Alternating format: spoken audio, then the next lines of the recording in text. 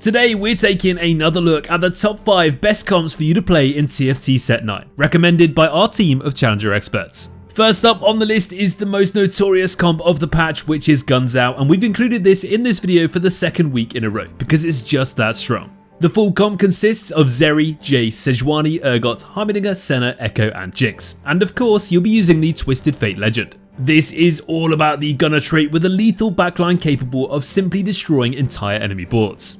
Zeri will be your main carry who will bring most of your board's damage, however you'll also have your secondary carry Urgot helping her out alongside a beefy main tank in Sejuani. This is a default leveling comp that wants you to save up gold until you hit level 7 to find some copies of your core 4 cost units. If you do manage to find an early copy of Senna at the same time as bringing in your main carries, you should easily seal up that winning bag. Zeri's main items are Infinity Edge, Gwynsu's Rageblade and Lust Whisper, allowing her to cut through any type of target she comes across. After that you want to get Sejuani tanked up with defensive items like Gargoyle's Stoneplate and Warmog's Armor.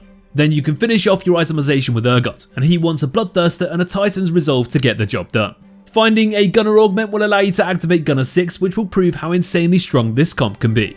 Another S tier augment is Duel and Gunners, as it's basically made for this comp, but you can also go for teaming up too, to increase Zeri's attack speed with tons of Zeke's Heralds. If you didn't know already, we have full in-depth video guides for each of the strongest S tier comps so far this patch on our website and desktop app, with augment recommendations, the best in slot items, replacement units and even the best legends to play too. So if you do want to learn how to master Guns Out, click the link in the description. Comp number 2 is called Arcane Wizards, which uses a full sorcerer board to annihilate enemy teams with its burst damage and easy cleanup potential. Lux will be your main carry here with the sorcerer emblem holder Jarvan as your main tank in the front, and Ahri will back up Lux with some extra damage in the late game. Your full comp will be Lux, Ahri, Jarvan, Taric, Orianna, Vel'Koz, Swain and Malzahar, and you want to use the legend Earth when playing this one.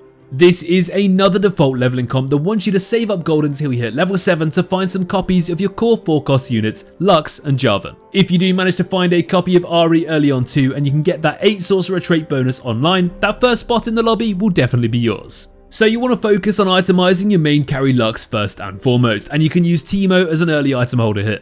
Lux will do best with Hextech Gunblade, Archangel Staff and Jeweled Gauntlet, as the sorcerer trait bonus will provide all the AP she needs. After that you want to get your J4 nice and tanky with items like Warmog's Armor and Protector's Vow, before finishing off with your secondary carry Ahri, and she will do best with a blue buff and another Jeweled Gauntlet. Make sure you're aiming for a sorcerer emblem to unleash 8 sorcerers and bring this comp to life with Jarvan as your emblem holder. The sheer volume of damage and ability power this trait bonus gives you is enough to make your eyes water. Overcharged Mana Font is another insane augment for this comp too, making your sorcerers even stronger with more mana.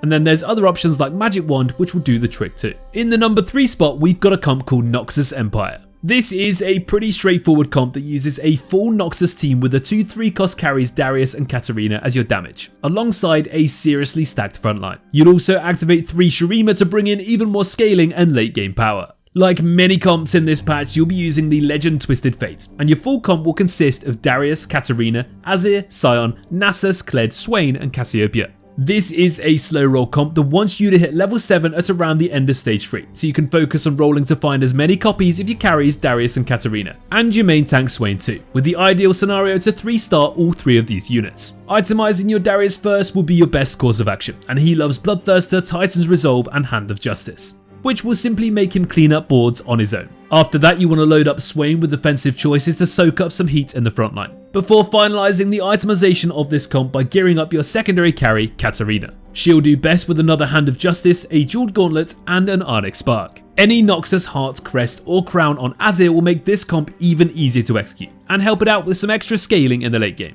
The Total Domination Augment is another insane choice though, as it gives all Noxus units an execute to their attacks and abilities, which is pretty much your entire board. Don't forget about Idealism either, as it will grant you a Hand of Justice which you can immediately throw on either of your main carries to watch them pump out even more damage. Moving on to comp number 4, Super Nash Bros, and as the name suggests, it's all about unleashing the Baron Nashor with a full Void comp. This one can be pretty hard to pull off as you need that emblem to get Void 8 online, but once you do achieve it you will simply feel unstoppable. Kai'Sa will be your main carry and Bel'Veth will back her up with some extra damage in the late game. This full Void comp will consist of Kai'Sa, Bel'Veth, Yasuo, Cho'Gath, Rek'Sai, Vel'Koz, Kassadin and Malzahar, and the legend to play in this one is Earth. As this is another default comp, you want to save up gold by win streaking or lose streaking until you hit level 7 to find some copies of your 4 cost units Kai'Sa and Yasuo, and possibly an early copy of Bel'Veth too. Make sure you're always keeping any copies of Void units on your bench throughout the game though, in preparation for that huge Void 8 power spike later on. In terms of your items, you want to gear up your main carry Kai'Sa first and foremost, and shield it best with AP and attack speed items like Morellos, Archangels and Rageblade. Then you can get your main tank Cho'Gath geared up with Warmogs and a Gargoyle's Stone Plate before adding some extra damage with Bel'Veth later on, and she works best with a Quicksilver and a Rapid Fire Cannon. Finding that +1 Void is absolutely crucial to pull off this comp, so make sure you play as many Void units as possible in the early to mid game to increase your chances of finding a Void Heart's Crest or Crown in the selection rounds. You'll also want to keep an eye out for Rapid Incubation, because this adds resistances to all your Void units, which is literally your entire board. Ancient Archives is also another way to get your hands on the extra Void emblems, so look out for this augment too.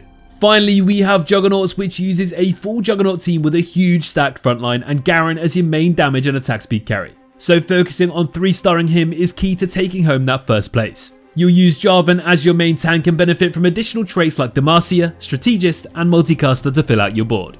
Your full comp will be Garen, Jarvan, Nasus, Warwick, Darius, Sona and Teemo, and you'll be using the Twisted Fate legend in this one to find those Zeke's Heralds to make Garen spin his way through entire teams. This is a slow roll comp which focuses on finding as many copies of your main carry Garen to 3-star him and let him take on those boards by himself. Try to win streak and hit level 7 at around the start of stage 3 so you can start your slow roll strategy and get that Garen as strong as possible. Samira is a great option to hold items for your Garen, and his best in-slot options are Bloodthirster and Rageblade.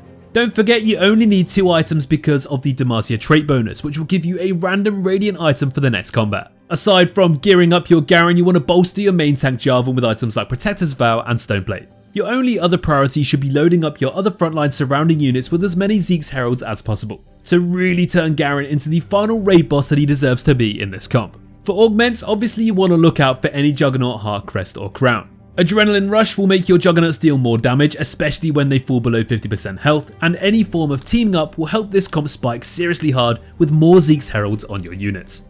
That's going to wrap up our top 5 comps you have to play from our Challenger experts. If you found this video helpful, make sure to subscribe to our channel and let's continue climbing together in Set 9.